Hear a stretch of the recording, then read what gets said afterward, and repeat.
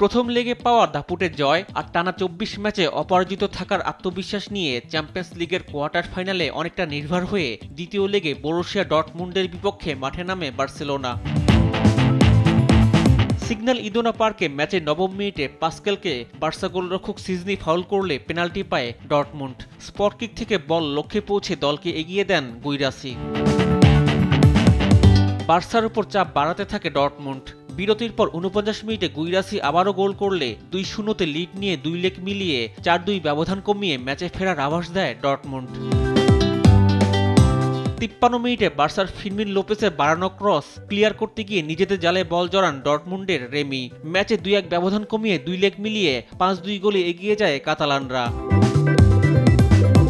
৭৬ মিনিটে ডর্টমুন্ডের গুইরাসি গোল করে হ্যাটট্রিক পূরণ করলে ৩-১-এ এগিয়ে গিয়ে গোল ব্যবধান কমিয়ে ৫-৩ করে ডর্টমুন্ড, কিন্তু সেমির টিকিট পেতে সেটা যথেষ্ট ছিল না। এরপর চেষ্টা করেও আর গোল পায়নি ডর্টমুন্ড, আর এই পরাজয়ে টানা ২৪ ম্যাচ অপরাজিত থাকার পর পরাজয় ৭ পায় বার্সেলোনা। আর ৫-৩ গোলের জয়ে ৬ বছর পর চ্যাম্পিয়ন্স লিগের সেমিতে ওঠে বার্সা। আরেক কোয়ার্টার ফাইনালে অ্যাস্টন ভিলার কাছে হেরেও গোল ব্যবধানে এগিয়ে থেকে সেমিতে ওঠে পিএসজি। ম্যাচের ১১ মিনিটে হাকিমি ও ২৭ মিনিটে মেন্ডেজের গোলে ২-০তে এগিয়ে যায় পিএসজি।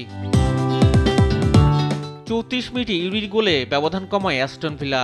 বিরতির পর ৫৫ মিনিটে ম্যাকগিন আর ৫৭ মিনিটে কোনসা গোল করলে ৩-২ গোলে এগিয়ে যাওয়ার সাথে স্কোর ব্যবধান ৫-৪ করে ম্যাচ জমিয়ে তোলে অ্যাস্টন ভিলা।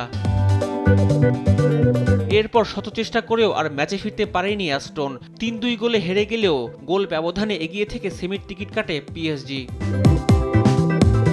রিফাত আঞ্জুম, দেশ টিভি, স্পোর্টস ডেস্ক।